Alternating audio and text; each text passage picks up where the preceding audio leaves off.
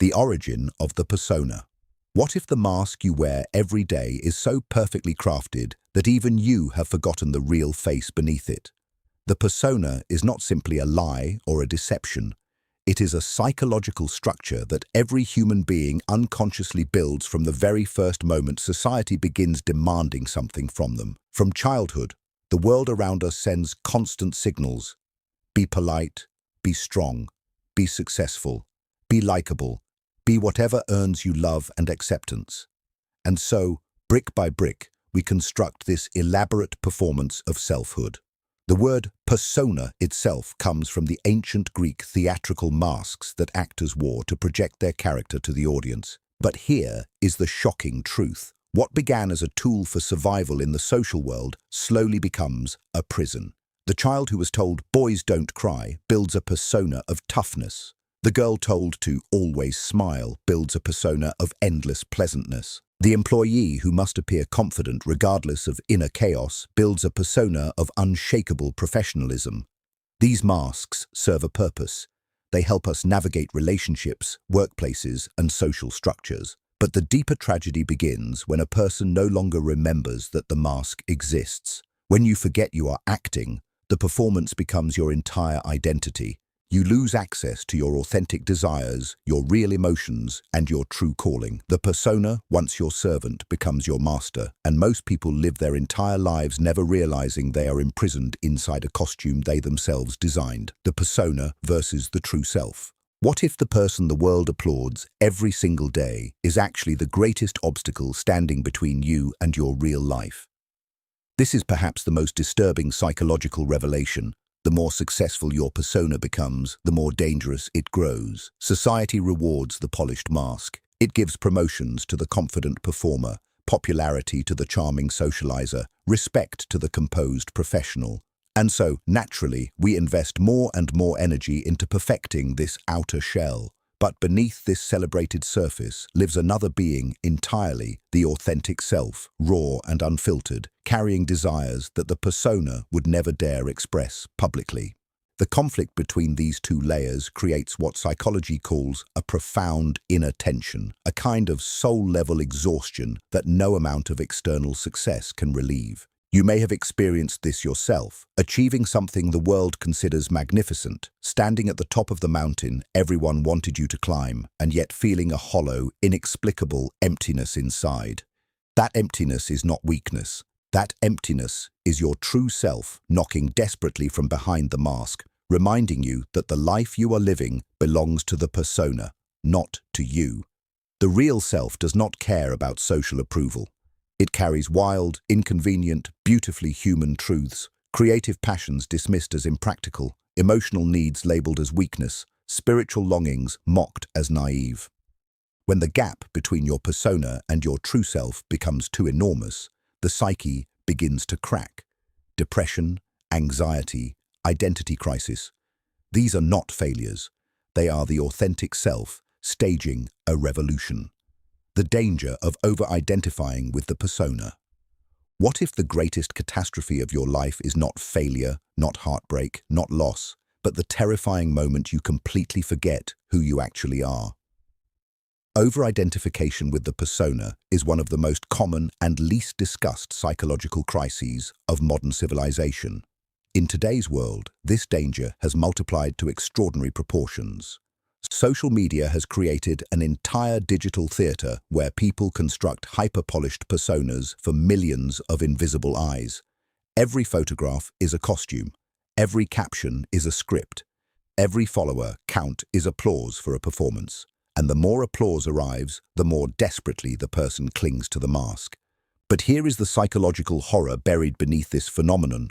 When your entire sense of worth, meaning, and identity becomes attached to how others perceive your persona, you become psychologically fragile in a way that is almost invisible to the outside world. The slightest criticism feels like annihilation. The loss of social approval triggers existential terror, because if the mask is everything you are, then any threat to the mask is a threat to your very existence. This is why extraordinarily successful, admired, apparently powerful people suddenly collapse into breakdowns, addictions, destructive behaviors that confuse everyone around them. From the outside, they had everything. But internally, they had nothing because they had traded the authentic self entirely for the persona's rewards. The mask ate the face, and a life lived entirely behind a mask, no matter how beautiful that mask appears, is a life of quiet, invisible, devastating loneliness. The shadow. What the persona hides. What if everything you have been taught to hide about yourself is actually the most powerful and extraordinary part of your entire being? Here emerges the most psychologically explosive concept connected to the persona, the shadow. Everything the persona cannot afford to show the world does not simply disappear. It sinks. It descends into the deeper unconscious layers of the psyche, forming what can be understood as the shadow, the rejected, repressed, disowned dimensions of the self. If your persona is built on being endlessly kind and agreeable, your shadow carries the rage, the selfishness, the fierce boundaries you were never permitted to express. If your persona is built on intellectual superiority, your shadow holds the vulnerability, the confusion, the childlike need for comfort you have spent years pretending you do not possess. The shadow does not die quietly. It waits. It accumulates power in the darkness. And then, often at the most inconvenient, most embarrassing, most destructive moments, it erupts. The gentle, composed person suddenly explodes in disproportionate rage. The morally rigid person is caught in the exact behavior they condemned in others. The perpetually happy performer suffers a breakdown that shocks everyone who knew them. This is not hypocrisy. This is the shadow reclaiming what the persona stole from it. The shocking truth is this: your shadow is not your enemy. Your shadow is the unlived life that your persona was too afraid to live. Integration of the shadow, facing what you have buried, is not destruction. It is the beginning of becoming genuinely, completely, powerfully whole. The persona in relationships. What if you have never truly been loved by another person, not because you are unlovable, but because you have never shown another human being who you actually are? This revelation lands like a thunderbolt when you sit with it honestly. Consider every relationship in your life, friendships, romantic partnerships, professional connections, even family bonds. Now ask yourself with brutal honesty, in how many of those relationships does the other person truly know you, or do they know your persona? Most human relationships, even deeply intimate ones, are conducted between two personas, two masks performing for each other, both desperately hungry for real connection, but both too afraid to remove the costume long enough to be genuinely seen. This is why loneliness has become the defining epidemic of our era. People are more connected than at any point in human history, and simultaneously more isolated than ever before. Because connectivity between masks is not connection, it is performance. The moment you begin a relationship by presenting your best, most polished, most socially acceptable self, and the other person falls in love with that presentation, you have created a beautiful, fragile trap. Now you must maintain the performance forever. You cannot show the shadow, the ugliness, the confusion, the need, because they did not fall in love with you. They fell in love with your persona. And so real intimacy, the terrifying, sacred, transformative experience of being completely known and completely accepted, becomes impossible. The mask that was supposed to help you connect has become the very wall that keeps you permanently alone. Removing the mask, the path to wholeness. What if the most courageous, most radical, most life-changing decision you could ever make is simply to stop pretending? The process of removing the persona is not a dramatic, single moment of revelation. It is a slow, difficult, profoundly uncomfortable journey inward, a process of individuation, of becoming more completely and authentically yourself. It begins with a simple but devastating question. Who am I when no one is watching? Not who do I perform, not who do I pretend, not who do others need me to be, but who am I in the silence, in the privacy of my own interior world? This question is terrifying because the honest answer may contradict everything you have built, everything others expect from you, everything the world has rewarded you for. Removing the mask means sitting with the discomfort of your shadow. It means grieving the years spent performing instead of living. It means risking the loss of relationships that were built on the persona's foundation. But what waits on the other side of this terrifying courage is not emptiness. It is the experience of being genuinely alive for perhaps the first time. When the authentic self begins to breathe freely, creativity explodes. Relationships deepen into something sacred and real. The hollow exhaustion of constant performance finally dissolves. You discover that the self beneath the mask is not the shameful, unacceptable creature you feared. It is rich, complex, beautifully flawed, and extraordinarily powerful. The greatest work any human being can undertake is not building a more impressive mask. It is finding the courage to remove the one they are already wearing. What if the person you show the world every single day, the confident one, the composed one, the successful one, the one who always has the right answer, the right smile, the right response? What if that person is not actually you at all? What if, beneath everything the world has ever applauded you for, there lives a completely different human being, someone raw, uncertain, wildly creative, profoundly sensitive, achingly real, someone you buried so deeply and so long ago that you have almost completely forgotten they exist? What if the greatest tragedy of your entire life is not the failures you have suffered, not the relationships you have lost, not the opportunities you missed, but the simple, devastating fact that you have spent your whole existence performing a character instead of living an actual life? And what if, right now, in this moment, everything is about to change? Thousands of years ago, actors in ancient Greek theatre wore physical masks onto the stage. These masks had a specific name. They were called persona. Each mask communicated instantly to the audience who the character was: the hero, the villain, the lover, the fool. The mask spoke before the actor ever opened his mouth. And when the performance ended, the actor removed the mask, walked off stage, and returned to being himself. But somewhere in the long history of human civilization, something went catastrophically wrong. We put on our masks, and we forgot how to take them off.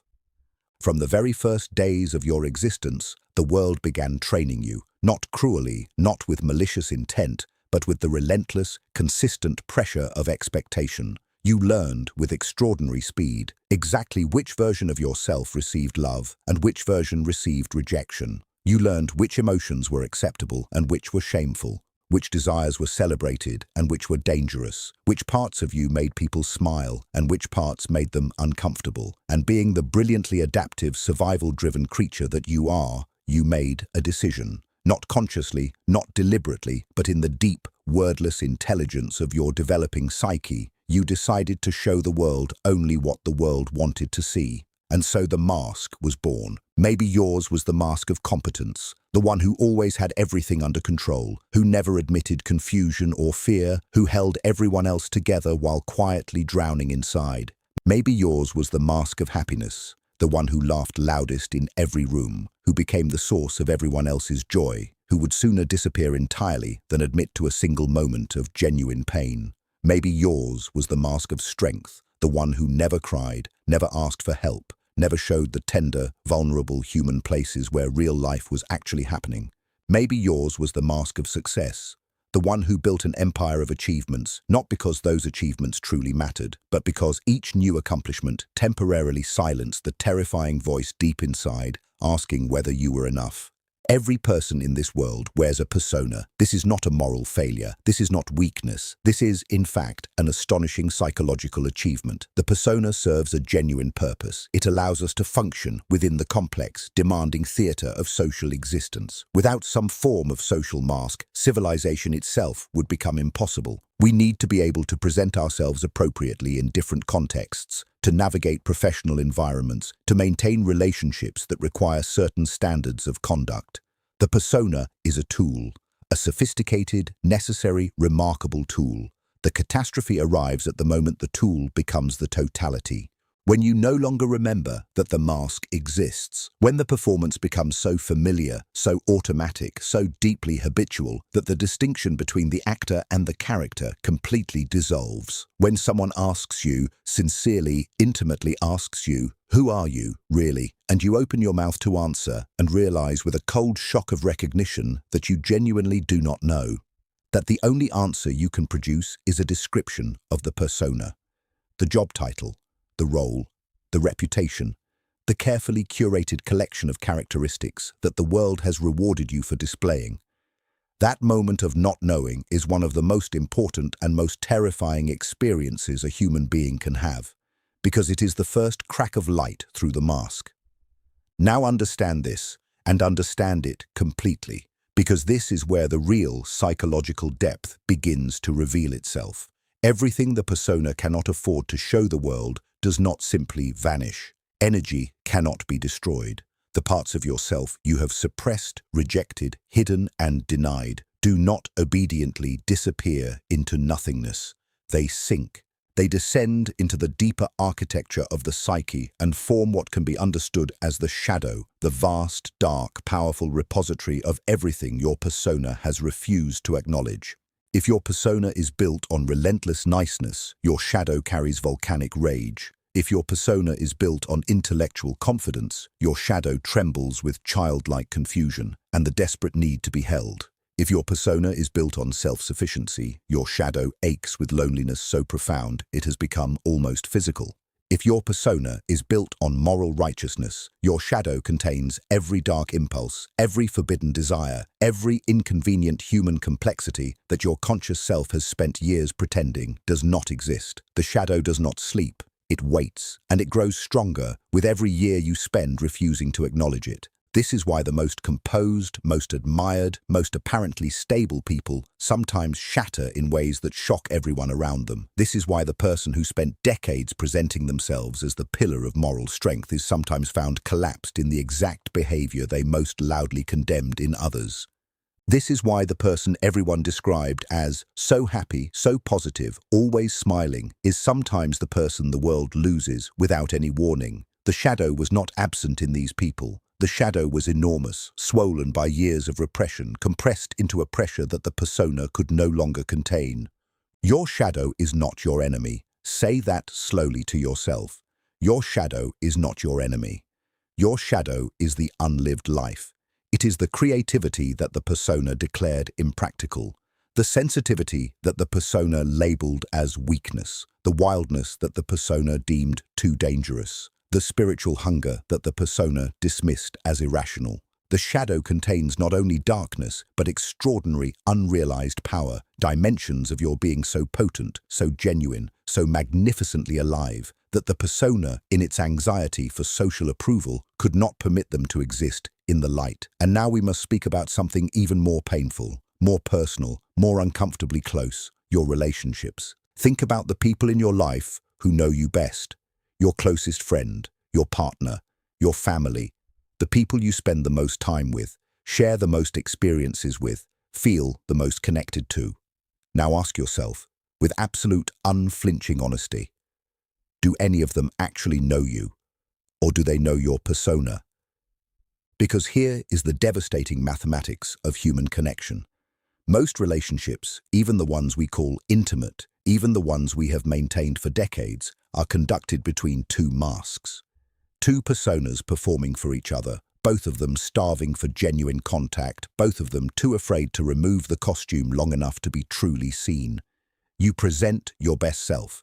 They present their best self. And in the carefully managed space between those two performances, something gets called love, something gets called friendship, something gets called intimacy. But real intimacy, the sacred, terrifying, transformative experience of being completely known, cannot happen between masks. It can only happen between souls. This is why loneliness has become the defining wound of modern civilization. Not the loneliness of physical isolation, but the loneliness of being surrounded by people and completely unseen. The loneliness of being applauded for a performance and knowing, in the deepest private chamber of yourself, that the applause is for the costume, not for you. The loneliness of achieving everything the world told you to want and discovering that none of it addresses the actual ache, because the actual ache is the ache of the authentic self, locked behind the mask, pressing its hands against the glass, watching life happen to the persona while it remains imprisoned in the dark. And yet, and here is where hope enters, the psyche is not passive. The authentic self does not simply accept its imprisonment forever. It speaks, not always in comfortable language, not always in ways we recognize immediately, but it speaks continuously, relentlessly, with increasing urgency the longer we refuse to listen. It speaks in the inexplicable sadness that arrives in the middle of a life that looks perfect from the outside. It speaks in the dreams that disturb us with images we cannot explain and feelings we cannot categorize. It speaks in the sudden, irrational tears that ambush us in quiet moments. It speaks in the creative impulse that keeps returning, no matter how many times we dismiss it as impractical. It speaks in the relationship that feels suffocating despite every logical reason it should be fulfilling. It speaks in the career that looks magnificent and feels hollow. It speaks in the vague, persistent, maddening sense that something essential is missing, not from your circumstances, but from your experience of being alive. These are not symptoms of ingratitude. They are not evidence of weakness or irrationality. They are the authentic self, speaking in the only languages available to it. They are the face beneath the mask, pressing forward, demanding to be seen, refusing to be permanently erased. The process of removing the mask, the long, difficult, transformative work of moving toward authenticity, begins with the most deceptively simple question you will ever ask yourself. Who am I when no one is watching? Not who do I perform, not who do others need me to be, not who has my history shaped me to appear, but who am I? In the silence, in the solitude, in the unwitnessed hours when the theatre is empty and the audience has gone home and there is no one left to perform for. This question is not comfortable. It will not be answered quickly. It may, for a period, destabilize everything you thought you knew about yourself, because the authentic self, when it finally begins to speak freely, does not always confirm the story the persona has been telling. It may reveal desires that contradict your current life, truths that challenge your longest-held beliefs, needs that your persona would consider embarrassing, passions that your rational mind has spent years dismissing, griefs that your composed exterior has spent years refusing to feel. Removing the mask means sitting in the discomfort of your shadow, turning toward the rejected, disowned, buried dimensions of yourself without flinching. It means grieving the years spent performing instead of living. It means having the conversations that the persona was too afraid to initiate. It means disappointing the people who fell in love with your costume and cannot quite see the person inside it. It means risking the collapse of relationships, reputations, and self-concepts that were built on the persona's foundation. This is not a small thing. This is enormous. It requires a quality of courage that is far rarer and far more demanding than any conventional form of bravery, because most of the courage we celebrate in this world is external, facing enemies, enduring hardship, achieving difficult things in the world outside.